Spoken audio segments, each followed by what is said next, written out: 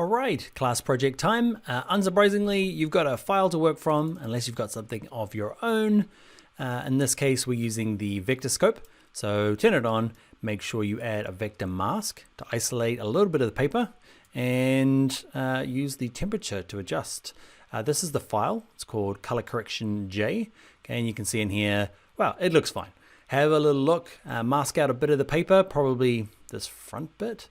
And you just see if there's a color cast. I know there is. See if you can fix it using the temperature sliders along here in the white balance.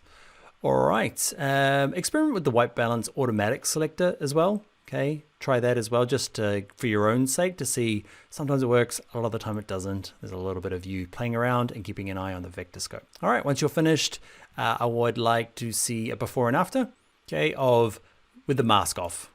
Okay, so before, and then with your Lumetri on and off, show me before and after. See where you got to. All right, I will see you in the next video.